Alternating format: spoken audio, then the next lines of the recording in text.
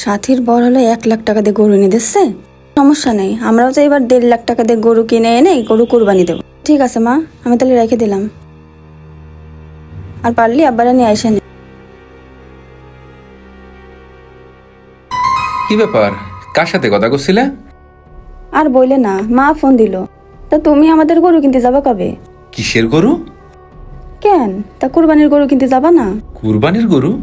আমি তোমার আবার কোন সময় বললাম যে গরু কুরবানি দেবো আমরা?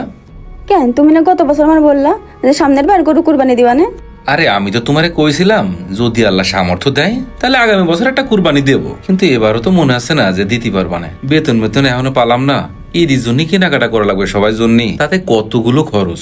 এদিক দিয়ে আবার বাড়ি ভাড়া কতগুলো টাকা বাকি রয়ে গেছে। বাড়িওয়ালা আঙ্কেল আবার আজকে কয়ে গেছে এই মাসের ভাড়াটা একটু তাড়াতাড়ি দিয়ে দেওয়ার জন্য। এই আমি অত কিছু জানি না, কুরবানি দিতে হবে তাই দিতে হবে। আমাদের ওই সাথীর বর পিওনের চাকরি করে, ও নাকি 1 লাখ টাকা দিয়ে গরু কুরবানি দিচ্ছে। শোনো, আল্লাহ তারে সামর্থ্য দেছে, সে দিচ্ছে, আমাকে সামর্থ্য দিলে আমরাও দিবানে।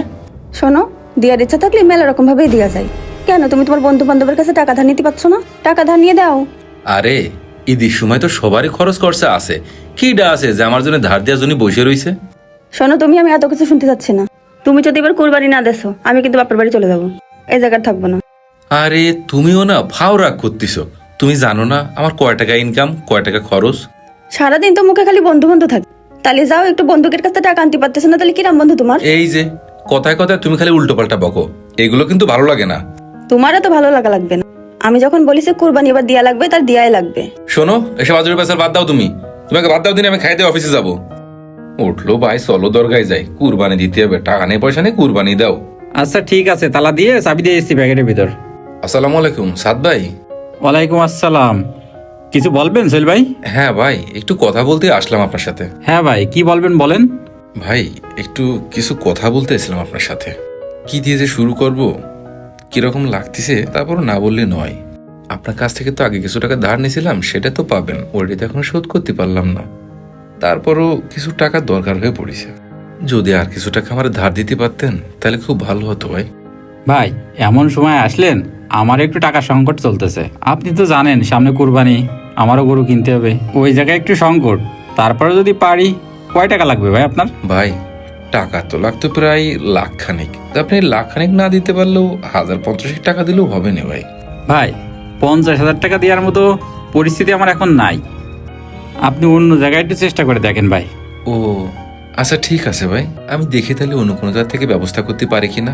আর ভাই আপনি যে টাকাটা পাবেন ওইটা আমি আপনার ঈদের পরে এসে ব্যবস্থা করে দিবানে।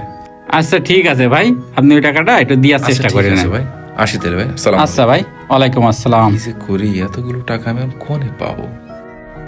ধরতরি ছাই, এইসব জায়গা কি ভাল লাগে? প্রতিদিন আসবো আর ফিরে যেতে হবে। কিস্তি দেবে না এই রোদের মধ্যে, অশান্তি, এসব আর ভাল লাগে না। আজকে অফিসে যে বলবো, কেউ কিস্তি দিতে চায় না। আরে অপু ভাই কি খবর? ফাঁকা রাস্তায় একা একা বকতে বকতে যাচ্ছেন কেন? কি হয়েছে? আরে ভাই কোয়েন না, এই পাশে একজনের লোন দিছি, ওর টাকা নিতে আসতে গেলে প্রতিদিন বাড়ি পাঠা লাগে। তা সমস্যা কি ভাই? আপনার কাজই তো বাড়ির পরে যে নিয়ে আসা। আরে ভাই এই গরমের মধ্যে এমনি মাথা খারাপ হয়ে যাচ্ছে, তাও আবার বাড়ি পার গেলাম, দিল না কিস্তি, আবার অফিসতে দেয় না গাড়ি। এই গরমের মধ্যে এসব জ্বালা ভাল লাগে কমদিনই? আসলেই তো ভাই, এই এনজিও চাকরি করা তো এমনিতেই কষ্টের। আরে ভাই বাপের যদি কিছু থাকতো তাহলে কি আর এই চাকরি করতাম? বাপের কিছু থাকলি এই চাকরি আমি গুষ্টি মারতাম। এই মহিলাদের কাছে যে বারে বারে ঘ্যান ঘ্যান ঘ্যান ঘ্যান করে টাকা নিয়ে আসা, কেউ করতে চায় এসব কাজ কম দিনই? আচ্ছা যাই হোক ভাই, মাথা গরম রয়েছে আপনার, তাও কই আমার কি একটা লোনের ব্যবস্থা করে দেওয়া যায় ভাই? লোন দেওয়ার জন্যই তো আমরা আসি, তা টাকাটা আপনি কোন খাতে ব্যয় করবেন আর কয় টাকা লাগবে সেইটা বলতে হবে। ভাই কি আর কব, তারপরেও সত্যি কথাটা কই আপনারে। ভাই ওই আমার বউটা লাগিছে, এবার একটা কুরবানি দেওয়া লাগবে, কাছে তো টাকা পয়সা নেই। এই জন্য ভাই যদি লাখখানিক টাকা যদি আমার একটু লোন টোন দিতেন, ওই টাকাটা দিয়ে কুরবানি দিতাম। ভাই মাথা তো আমার এমনিই গরম, তা আপনি যে কথা বলেন হাসবো না কানবো এইটাই আমি চিন্তা করে পাচ্ছি না। ভাই আপনি যাই চিন্তা করেন তাই চিন্তা করেন, দেখেন না ভাই একটু ব্যবস্থা করে আমার লোনটা দেওয়া যায় কিনা, নালে তো ভাই আজকে বাড়িই যেতে পারবো না। ভাই আপনার কি কোনো ব্যবসা বাণিজ্য আছে? তা ভাই আপনি করেনটা কি ভাই? আরে ভাই যদি ব্যবসা পাতেই থাকতো তাহলে কি আমি দন্না দিতাম আপনার কাছে লোনের জন্য?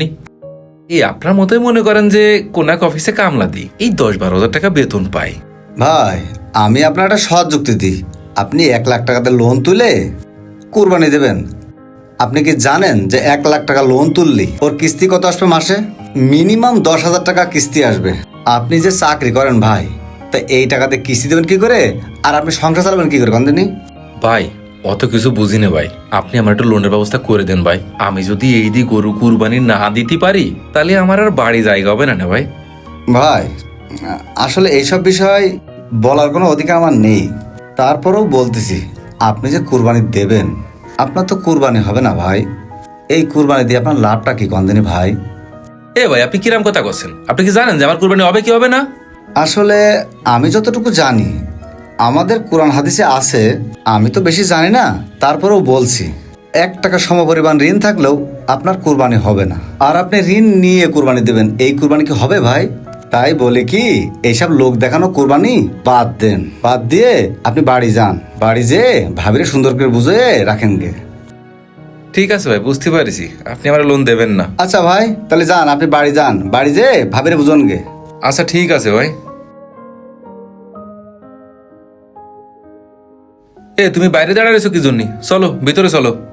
ভিতরে এখন যাব না, চলো গরু কিনতে যাবা না? এখনই চলো। না, কোনো গরু কিনে হবে না, টাকা পয়সা ম্যানেজ করতে পারিনি, এবারে গরু কুরবানি দিতে পারবো না। এই কি বললে তুমি? কুরবানি দিবা না মানে? আমি কিছু জানি না, যে করে হোক কুরবানি দেওয়াই লাগবে, না হলে কিন্তু আমার বাপের বাড়ির মান সম্মান চলে যাবে। এই আমার থেকে কি তোমার বাপের বাড়ির মান সম্মান বেশি গুরুত্বপূর্ণ হয়ে যাচ্ছে? অবশ্যই যাচ্ছে। যেখানে সাথীর বর এসে কুরবানি দিচ্ছে, সেখানে আমার বাপ মা ওদের কাছে মুখ দেখাবেন কি করে? হ্যাঁ, এই তুই যা দিন তোর বাপের বাড়ি যা, তোর মান সম্মান নিয়ে বাপের বাড়ি যাই উঠগে। কি তোমার এত বড় সাহস? তুমি আমার সাথে তুই তোকারি করে কথা বলতেছো? তোর সাথে এর চেয়ে আরো আগে এরকম ব্যবহার করা উচিত ছিল, তাহলে তুই মাথায় উঠতিস না। সর সামনে থেকে সর, অড্ড ভারী বাপের বাড়ির মান সম্মান হয়ে গেছে।